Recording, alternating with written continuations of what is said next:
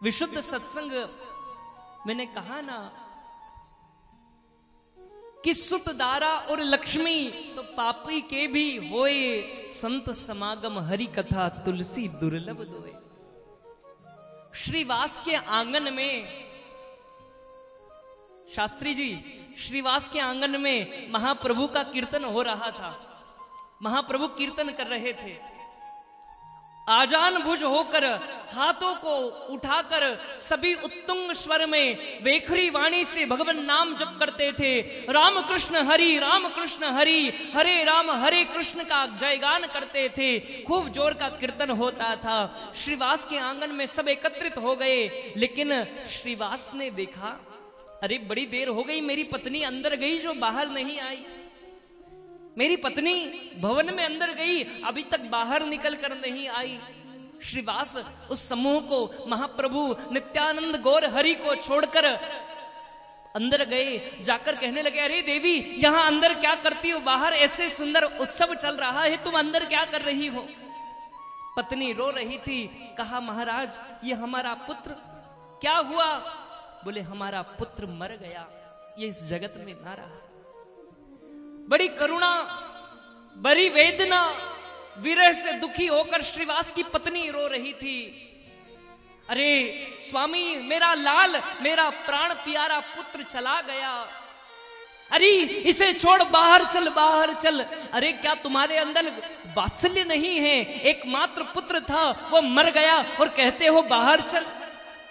मैं बाहर कैसे जाऊं? मैं इस विरह से उबर नहीं सकती। श्रीवास कहने लगे, देवी क्या बात करती हो? बंगला की प्यार। श्रीवास कहने लगे कि नित्य होए जीवन, नित्य होए मरण, पर नित्य नित्य होए नहीं गौर ग्रह गमन। देवी, मरना नित्य है, जीना नित्य है, पर बार बार ऐसा सुअवसर नहीं आता कि स्वयं महाप्रभु आए और हमारे आंगन में भगवान के नाम का कीर्तन करें। ये बार बार नहीं होता, ये तो जब प्रभु की कृपा होती है तभी होता है। नित्य होए जीवन, नित्य होए मरण। अरे ये कई बार जिएगा, ये कई बार मरा होगा देवी, पर बार बार श्री हरि नहीं आएंगे, महाप्रभु नहीं आएंगे। इतनी ही देर में महाप्रभु स्वयं कक्ष में आए। आकर श्रीवास से कहा, क्या करता है? अरे यहाँ क्यों बैठा है और इसे क्यों सुलाया है? एक जोर का हाथ मार के हरे कृष्ण नाम उच्चारण करा, उस बालक का स्पर्श किया। वो मरा हुआ बालक भी जोर से चिल्ला उठा, हरे कृष्ण हरे राम। ये सत्संग का प्रभाव, ये भगवान नाम का प्रभाव।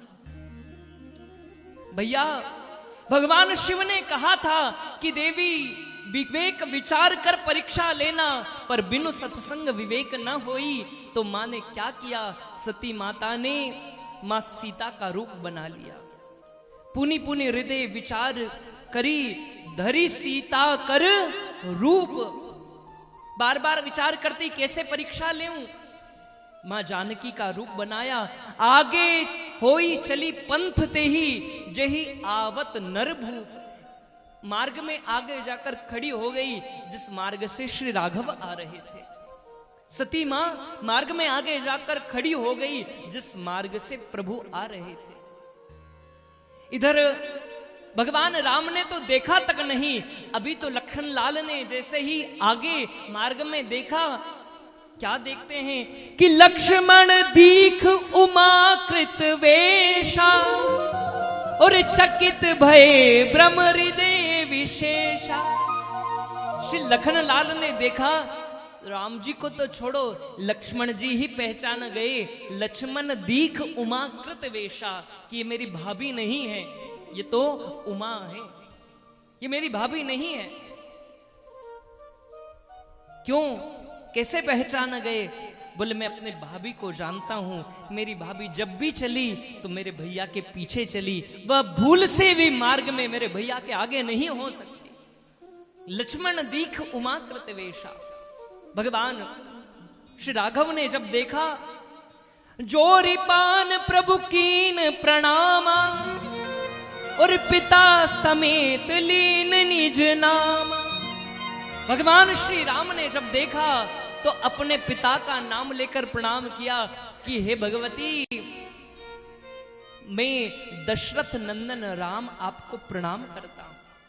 रूप तो पत्नी का बना रखा है, सीता मां का रूप बना रखा है, पर राम जी ने जब देखा, श्री राम जी ने देखा तो जाकर जोर पान प्रभु कीन प्रणामा, भगवान ने जाकर प्रणाम किया और कहने लगे कि कहि बहोरी कहा वृष केतु, और विपिन अकेली फिर के ही हेतु।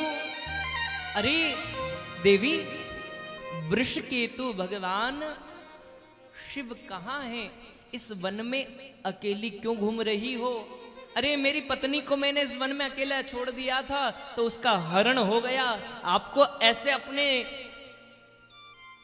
शिव के बिना अकेले इस वन में घूमना अच्छा नहीं। अपने अर्धांग को कहां छोड़कर आई हो?